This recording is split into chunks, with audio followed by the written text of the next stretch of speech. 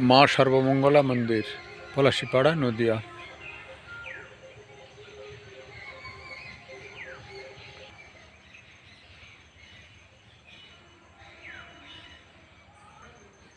কেদারেশ্বর মহাদেব।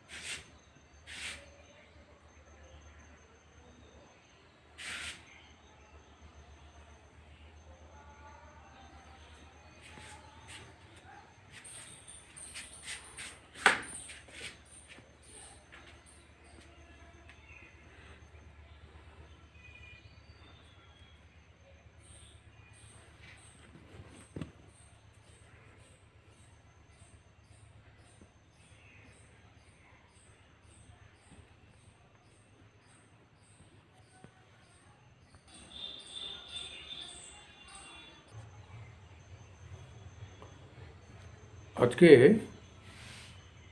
2রা ফেব্রুয়ারি 2024। এবছর স্বামীজির জন্মতিথি 12ই জানুয়ারি জন্মদিন ছিল। আমার এই ইউটিউবে কাটোয়াতে ভাবপ্রচার পরিষদে একটা প্রবচন দিতে গেছিলাম, ছেড়েছি।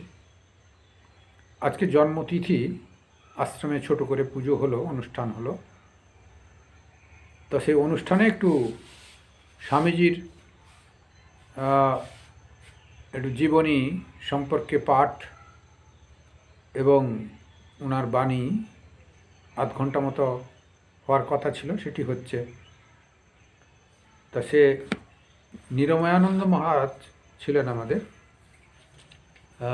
সংঘের। ওনার লেখা থেকে একটু স্বামী নিরময়ানন্দ, এটি স্বামীজির আহ্বান বইতে আছে। স্বামীজির জীবনী সম্পর্কে একটু স্বামী নিরময়ানন্দ যা লিখেছেন ওটি একটু আপনাদের সামনে তুলে ধরছি। ওখান থেকেই ভাবছি একটু তুলে ধরছি আপনাদের কাছে, আপনারা একটু শ্রবণ করলে ভালো লাগবে।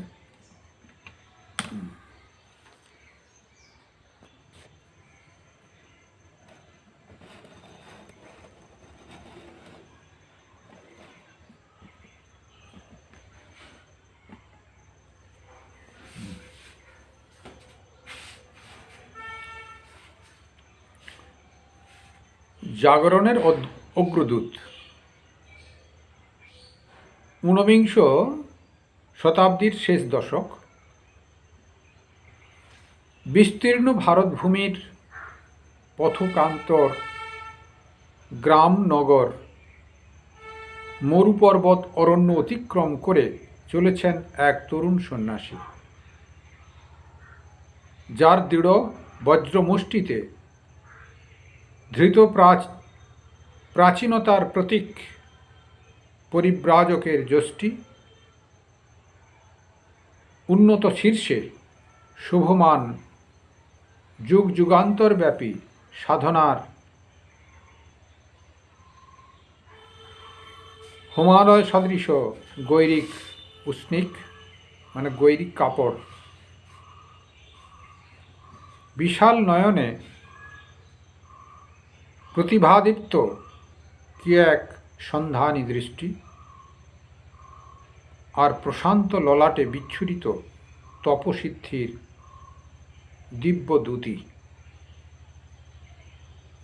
ভারতাত্মার মূর্ত বিগ্রহ স্বামী বিবেকানন্দ চলেছেন নবজাগরণের বার্তা বহন করে হিমালয় থেকে কন্যাকুমারী। রাজার প্রাসাদ, চাষির কুটির, ভুনাওয়ালা চুল্লি, ভাঙ্গির খাটিয়া, উকিল ডাক্তার অধ্যাপকের গৃহ, মুদি ময়রা মুচির দোকান,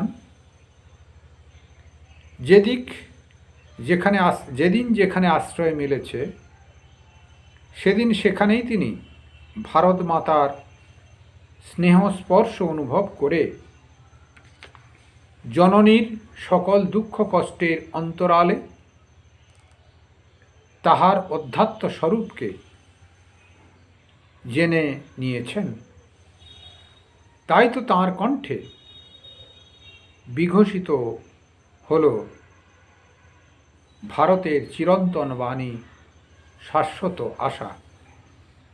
পুণ্যভূমির শেষ প্রান্তে সমুদ্র বিধৌত শিলাখণ্ডের উপর ধ্যানমগ্ন সন্ন্যাসীর দিব্য দৃষ্টিতে খেলে গেল ভারত জীবনের চলচ্চিত্র, অতীত, বর্তমান এবং অনাগত। অতীতের গৌরব, বর্তমানের দৈন্য ও দুর্দশার পারে উজ্জ্বলতর ভবিষ্যতের ইঙ্গিত ধ্যানসিদ্ধ সন্ন্যাসীর মন আশাচঞ্চল করে তুলল। তিনি ফিরলেন লোকালয়ের অভিমুখে। দ্বারে দ্বারে বলতে লাগলেন, ওঠো, জাগো, সুদীর্ঘ রজনী অবসান প্রায়। ওঠো, জাগো ভারতবাসী, আর কতদিন মৃত্যুর মুখে আচ্ছন্ন থাকবে? ওঠো, জাগো, জগৎ সভা তোমারই প্রতীক্ষারত। এই আহ্বান কেউ শুনল, কেউ শুনল না। অগ্রদূতের অগ্রগতি অব্যাহতভাবে চলতে লাগল। স্বদেশের সীমা অতিক্রম করে বিশ্বের দরবারে উপনীত নতুন বার্তাবহ বজ্রনিঘোষে বলে উঠলেন, ওঠো, জাগো অমৃতের পুত্রগণ, কতদিন আর জড়ের উপাসনায় মুগ্ধ থেকে মরণের বেদনায় জর্জরিত হবে? ওঠো, জাগো, ভেঙে ফেলো এই মোহ শৃঙ্খল। বিশ্ববাসী চমকিত, সচকিত হল এই নূতন বাণীতে। ঝঞ্ঝা সদৃশ এই বেদান্তের প্রচারকে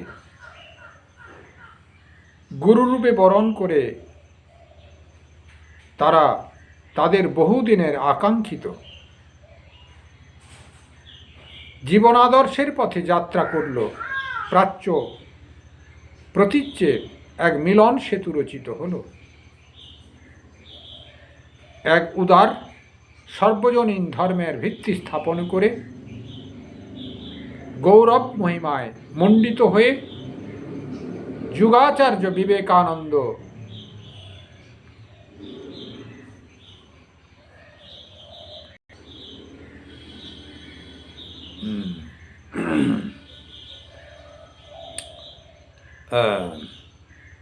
এক উদার সর্বজনীন ধর্মের ভিত্তি স্থাপন করে গৌরব মহিমায় মণ্ডিত হয়ে যুগাচার্য বিবেকানন্দ দেশে ফিরলেন। দেখলেন চিকাগো ধর্ম মহাসভার করতালির ধ্বনি প্রতিধ্বনিতে বিরাট লিভিয়াথান ভারত জনতার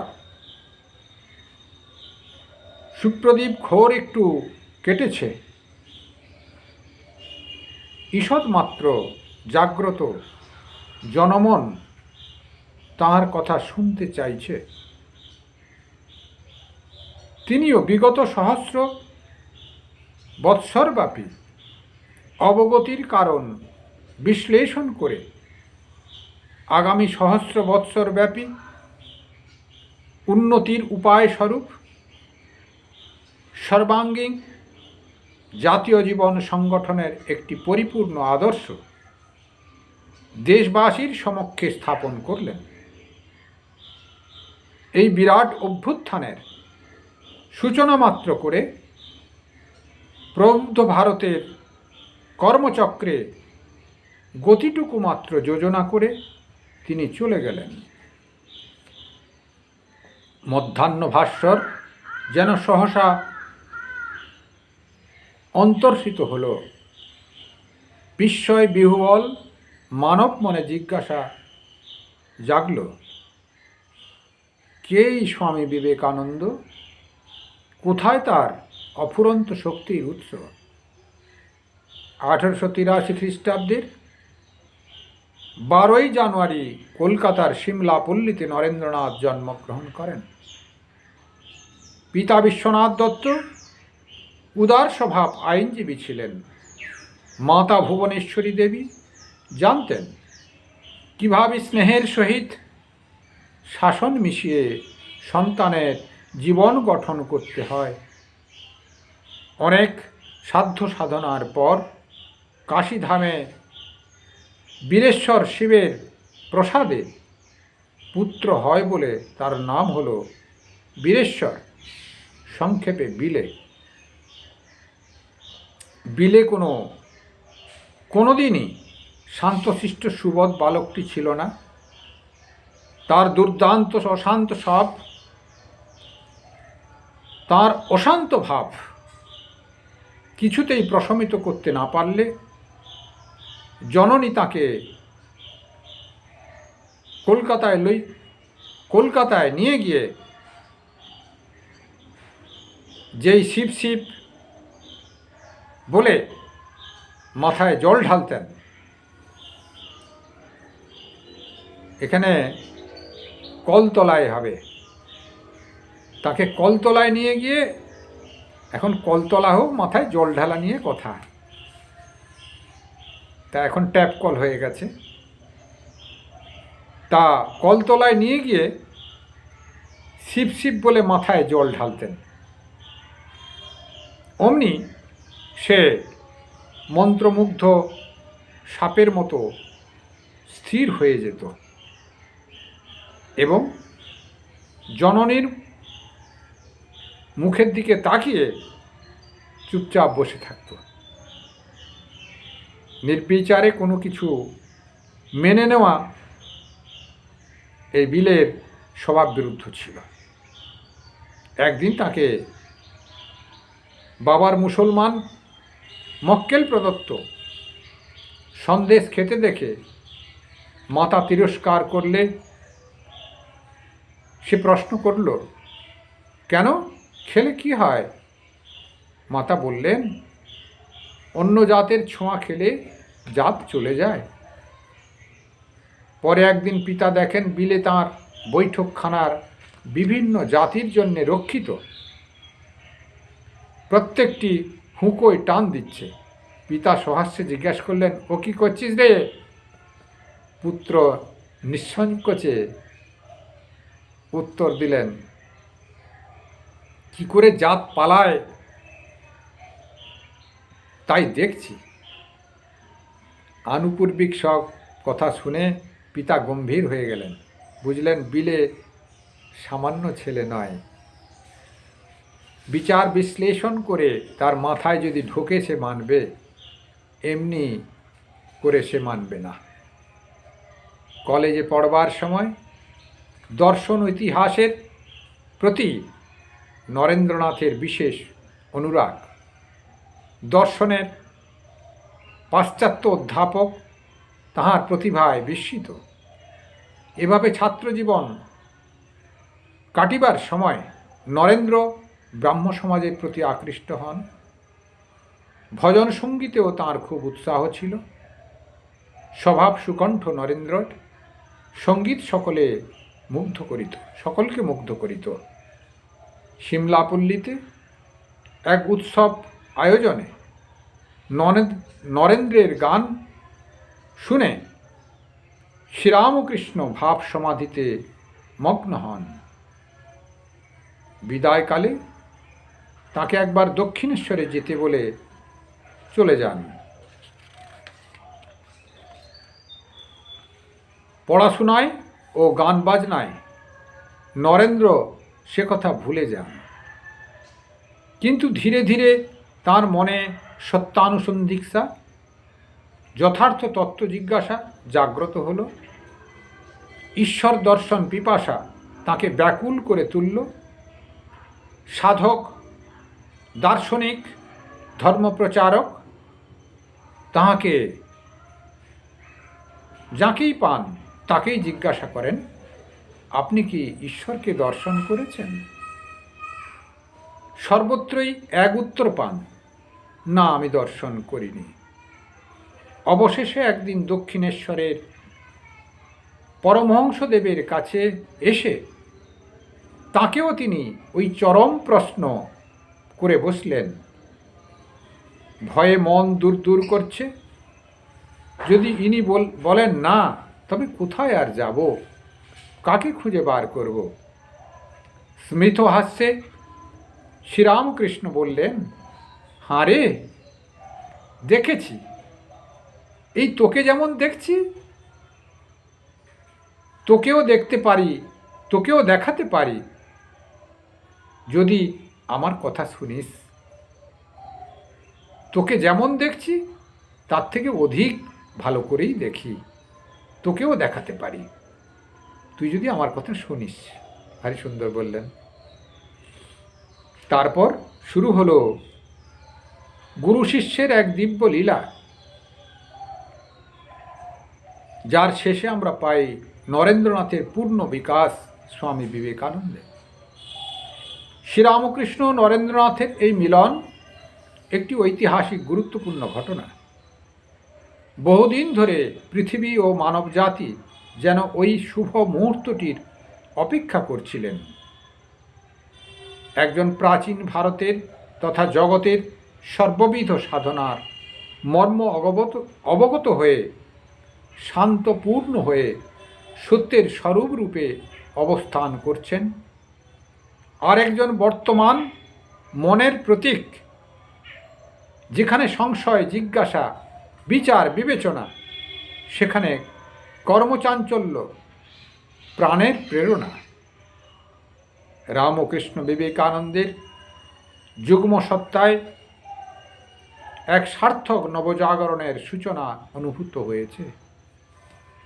প্রাচীন ও নবীনের বিরোধ, ধর্ম বিজ্ঞানের দ্বন্দ্ব বিদূরিত হয়ে এক নতুন সভ্যতার পথ প্রস্তুত হয়েছে। এই নূতন দৃষ্টির ভিত্তিস্বরূপ এই নবীভূত চিরপুরাতন ধর্মে আজ আর কর্ম এসে ধ্যানের বিঘ্ন জন্মায় না। জ্ঞান বিচারের উপলখণ্ড ভাবভক্তির স্রোতে বাধা সৃষ্টি না করে একে সাররসের কলধ্বনি মুখরিত করে তোলে। সকল ধর্মের, সকল ভাবের বহু বিচিত্র ধারা এক মহাসমুদ্রে বিলীন হতে ছুটে চলেছে। অবিরোধের পথই সমন্বয়ের রাজপথ। এই পথেই অন্তরের জাগরণ ও অগ্রগতি। এই পথ ত্যাগ ও সেবার পথ, প্রেম ও পবিত্রতার পথ, শক্তি ও সার্থকতার পথ। এই অনন্ত বিস্তারের পথে, বিকাশের পথে, সর্বতোমুখী কল্যাণের পথে স্বামী বিবেকানন্দ আমাদের আহ্বান করে গেছেন এ যুগের প্রথম প্রভাতী সঙ্গীতে। স্বামীজির জীবনী একটু অল্প করে বলা হলো, সাহিত্যিক ভাষাতেই, চলতি সাহিত্যিক ভাষাতেই। ওনার জীবনের ঘটনাপুঞ্জিগুলো একটু বলেই কয়েকটা বাণী স্বামীজির পাঠ করব আপনাদের কাছে। বক্তৃতা তো অনেক দেওয়া হয়, একটু পাঠ করে শোনাই বাণীগুলো, অরিজিনাল বাণী, তাতে ভালো লাগবে।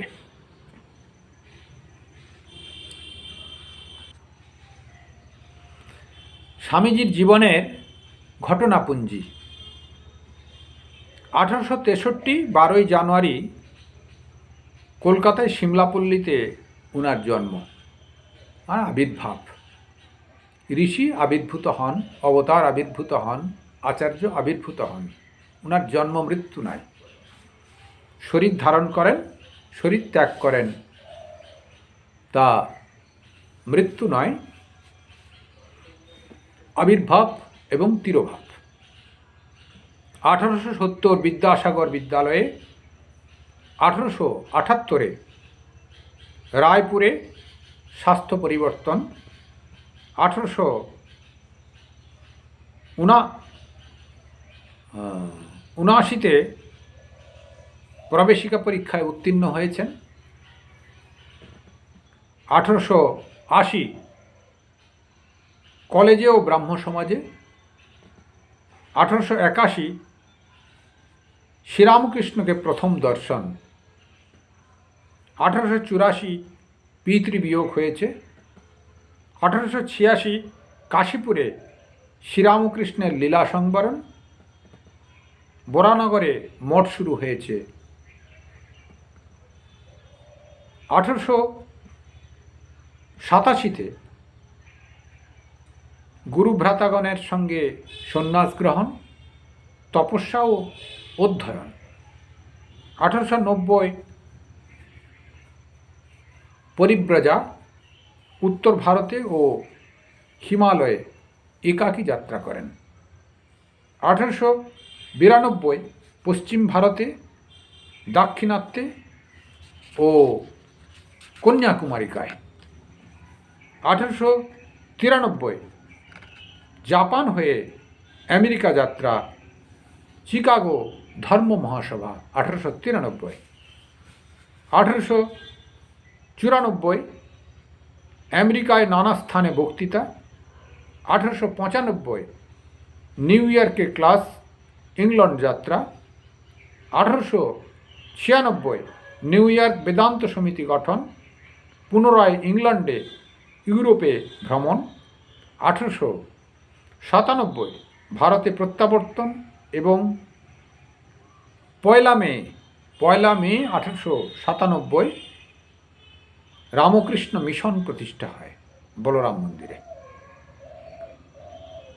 উত্তর ভারতে ও রাজপুতনায় ওই বছরই যান মিশন প্রতিষ্ঠার পরে। 1898 ভগ্নী নিবেদিতার আগমন। তার মিশন প্রতিষ্ঠার পরে কিন্তু ভগ্নী নিবেদিতার আগমন। কাশ্মীরে ও হিমালয়ে বেলুড় মঠ স্থাপন। 1899 ইংল্যান্ড যাত্রা, পুনরায় স্বামীজি গিয়েছিলেন। আমেরিকায় ক্যালিফোর্নিয়া অঞ্চলে বক্তৃতা দেন। আমরা যে স্বামীজির বক্তৃতাগুলো পাই 10টা ভলিউমে, স্বামীজির বাণীয় রচনা বা কমপ্লিট ওয়ার্কস ইংরেজিতে বলে। গুডউইন ধরে রেখেছিলেন স্বামীজির বক্তৃতাগুলোকে, কিন্তু 1899 সালে গুডউইন সঙ্গে যাননি, ফলে সেই সব বক্তৃতাগুলো আর ধরা নাই। তার আগের বক্তৃতাগুলো আমরা পাই। 1900 প্যারিস ধর্ম ইতিহাস সম্মেলনে। 1901 খ্রিস্টাব্দে মায়াবতী পূর্ববঙ্গ, আসামে তিনি যান। 1902 2রা জুলাই মহাসমাধি বেলুড় মঠে। এটি স্বামীজির সাল তারিখ অনুসারে জীবনের ঘটনাপুঞ্জি বললাম। তার আগে জীবনচরিত একটু আলোচনা হয়েছে। এবার একটু আপনাদের কাছে স্বামীজির উপদেশমূলক বাণী 2-4টি বলবো। স্বামীজি দেশকে কেমন ভালোবাসতেন, কি করে ভালোবাসা যায়, কিভাবে ভালোবাসলে তাকে দেশ সেবক বলা হয়, সেই প্রসঙ্গে স্বামীজি বলছেন, আমাদের এখনকার রাজনীতি নেতাদের দেখলে থুতু ফেলতে ইচ্ছে হয়। থুতু যদি নাও ফেলা হয়, মুখ ফিরিয়ে নিতে ইচ্ছা হয়। কেউ ভারতবর্ষকে ভালোবাসে না, সব পকেট পোড়ার জন্য ব্যস্ত। ঠিক স্বামীজি স্বাধীনতার 50 বছর আগে, 60 বছর আগে কি বলেছেন সেটি আপনাদের জানাই। ভারতবর্ষ, ভারতবর্ষের নবজাগরণ থেকে স্বামীজির এই বাণীটুকু নেওয়া হয়েছে। হে ভাবি সংস্কারকগণ, ভাবি স্বদেশ হিতৈষীগণ, তোমরা হৃদয়বান হও, প্রেমিক হও। তোমরা কি প্রাণে প্রাণে বুঝছ যে কোটি কোটি দেব ও ঋষির বংশধর পশুপ্রায় হয়ে দাঁড়িয়েছে? তোমরা কি প্রাণে প্রাণে অনুভব করছো কোটি কোটি লোক অনাহারে মরছে? কোটি কোটি লোক শত শতাব্দী ধরে অর্ধাসনে কাটাচ্ছে? তোমরা কি এইসব ভেবে অস্থির হয়েছ? এই ভাবনা কি তোমাদের পাগল করে তুলেছে? দেশের দুর্দশার চিন্তা কি তোমাদের একমাত্র ধ্যানের বিষয় হয়েছে? এবং ওই চিন্তায় বিভোর হয়ে তোমরা কি তোমাদের নাম যশ, স্ত্রী পুত্র, বিষয় সম্পত্তি, এমনকি শরীর পর্যন্ত ভুলেছ? তোমাদের এই রূপ হয়েছে কি?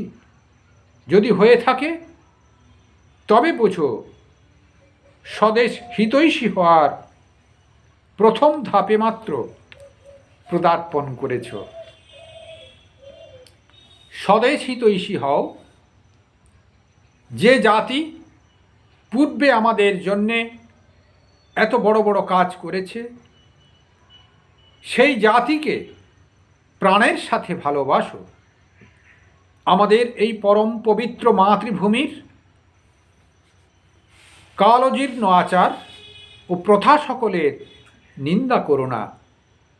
অতি কুসংস্কারপূর্ণ ও অযৌক্তিক প্রথাগুলোর বিরুদ্ধেও একটা নিন্দাসূচক কথা বলো না, কারণ সেগুলোর দ্বারাও পূর্বে আমাদের কিছু না কিছু কল্যাণ সম্পন্ন হয়েছে। এটি হচ্ছে দেশকে ভালোবাসার, যিনি স্বদেশ প্রেমী হবেন তার প্রতি স্বামীজি উপদেশ দিয়েছিলেন। ধর্ম বিষয়ে স্বামীজি বলছেন, নীতিপরায়ণ ও সাহসী হও। হৃদয় যেন সম্পূর্ণ শুদ্ধ থাকে। সম্পূর্ণ নীতিপরায়ণ ও সাহসী হও। প্রাণের ভয় পর্যন্ত রেখো না।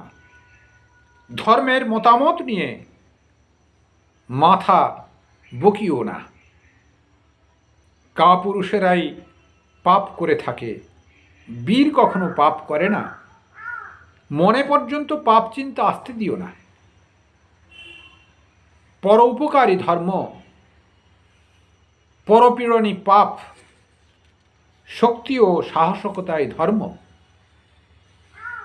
দুর্বলতা, কাপুরুষতাই পাপ। স্বাধীনতাই ধর্ম, পরাধীনতাই পাপ। অপরকে ভালোবাসাই ধর্ম, অপরকে ঘৃণা করাই পাপ। ঈশ্বরে ও নিজের আত্মাতে বিশ্বাসী ধর্ম, সন্দেহই পাপ। অভেদ দর্শনী ধর্ম, ভেদ দর্শনী পাপ। এটি ধর্ম সম্পর্কে স্বামীজি বললেন। মেয়েদের সম্পর্কে কিছু কথা বলেছেন, তার ভিতরে দু একটি কথা বলি। হে ভারত, ভুলিও না তোমার নারী জাতির আদর্শ সীতা, সাবিত্রী, দময়ন্তী। অর্থাৎ সারদা মার তিনি চেলা, কিন্তু ঠাকুর মায়ের কথা তিনি বলছেন না। প্রাচীন কথাগুলো বলছেন, মানুষের বিশ্বাস এবং আস্থা স্থাপনের জন্যে। তারপর বলছেন ভারতের দুটি মহাপাপ আছে, মেয়েদের পায়ে দোলানো আর জাতি জাতি করে গরিবগুলোকে পিষে ফেলা। মেয়েদের পূজা করেই সব জাত বড় হয়েছে। যে দেশে যে জাতে মেয়েদের পুজো নেই, সে দেশ সে জাত কখনো বড় হতে পারেনি, কস্মিন কালেও পারবে না। এই জন্যে এদের আগে তুলতে হবে, অর্থাৎ মেয়েদের আগে তুলতে হবে। মেয়েদের শিক্ষা দিয়ে ছেড়ে দাও, তারপর তারাই বলবে কোন জাতির সংস্কার তাদের পক্ষে দরকার। শিক্ষার দরকার, শিক্ষার বিস্তার। স্বামীজি বারবার বলছেন শিক্ষা পেলে মেয়েদের সমস্যাগুলো, প্রবলেমসগুলো মেয়েরা নিজেরাই সলভ, মীমাংসা করে নেবে। শিক্ষার বিস্তার করো। যুবকদের উৎসাহ দেওয়ার ব্যাপারে স্বামীজি কেমন কথাগুলো বলেছেন, কেমন যুবক এই সমাজে প্রয়োজন। মানুষ চাই, মানুষ চাই, আর সব হয়ে যাবে। বীর্যবান, সম্পূর্ণ অকপট, তেজস্বী, বিশ্বাসী যুবক প্রয়োজন। এই রকম 100 যুবক হলে সমগ্র জগতের ভাবস্রোত ফিরিয়ে দেওয়া যায়। এসো, মানুষ হও। নিজের সংকীর্ণ গর্ত থেকে বেরিয়ে এসে বাইরে গিয়ে দেখো সব জাতি কেমন উন্নতির পথে চলছে। তোমরা কি মানুষকে ভালোবাসো? তোমরা কি দেশকে ভালোবাসো? তাহলে এসো, আমরা ভালো হবার জন্যে, উন্নত হবার জন্য প্রাণপণে চেষ্টা করি। পেছনে চেয়েও না, সামনে এগিয়ে যাও। ভারত মাতা অন্তত সহস্র যুবক বলিদান চায়। মনে রেখো, মানুষ চায়, পশু নয়। কেমন যুবকদের প্রতি স্বামীজির বিশ্বাস, এবং এই যুবকদের ভিতরে সত্য বিশ্বাসী যুবক আছে। স্বামীজি সহস্র যুবককে ভারতের জন্য উৎসর্গীকৃত হতে বলছেন। তাতেই ভারত স্বাধীন হবে, উঠে দাঁড়াবে। সেই জন্য স্বামীজি কোথাও কোথাও বলেছেন এবার কেন্দ্র ভারতবর্ষ। স্বামীজি আসার পরে দিব্য দৃষ্টিতে দেখেছিলেন যা কিছু হচ্ছে ভারতবর্ষই ডেভেলপ করবে। এখন তো আমরা তাই দেখতে পাচ্ছি, সর্বোচ্চ শিখরে অবস্থান করবে ভারত। স্বামীজি বলে গেছিলেন ঋষি বাক্য, এখন ধীরে ধীরে গ্র্যাজুয়ালি সেই কাজ শুরু হয়ে গেছে। আধ্যাত্মিক জগতে, বৈজ্ঞানিক জগতে, সামাজিক জগতে, সংস্কার বিকাশের জন্যে সব দিক দিয়ে, শিক্ষার জগতে সব। ছাত্র কেমন হবে, যুবক কেমন হবে? চরিত্রই প্রকৃত শক্তি। তাহলে শক্তির উৎস হচ্ছে চরিত্র। আধ্যাত্মিকতার অর্থ সেই চরিত্র শক্তি অর্জন করা। আমরা আধ্যাত্মিক হব মানে সেই চরিত্রবান হব, অর্থাৎ চরিত্রবান হলেই আমাদের ভিতরে শক্তির স্ফুরণ হবে, পবিত্র শক্তির স্ফুরণ হবে, তার দ্বারা জগতের কল্যাণ সাধন হবে। তারপর বলছেন চাই পূর্ণ সরলতা, পবিত্রতা, বিরাট বুদ্ধি এবং সর্বজয়ী ইচ্ছা শক্তি। এই সব গুণসম্পন্ন মুষ্টিমেয় লোক যদি কাজে লাগে তবে দুনিয়া ওলট পালট হয়ে যাবে। স্বামীজির কত বিশ্বাস দেখুন। কোনো বিষয় সত্য কি অসত্য তা যাচাই করবেন কি করে? স্বামীজি বলছেন সত্য বা অসত্য জানতে হলে তার অভ্যর্থ পরীক্ষা এই,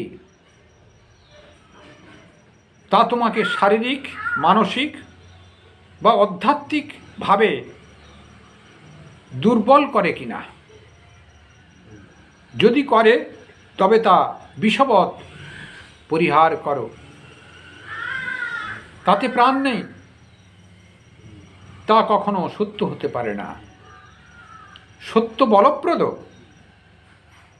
সত্যই পবিত্রতা, পবিত্রতা বিধায়ক, সত্যই জ্ঞানস্বরূপ এবং সত্যই ঈশ্বর। সেই জন্যে আমাদের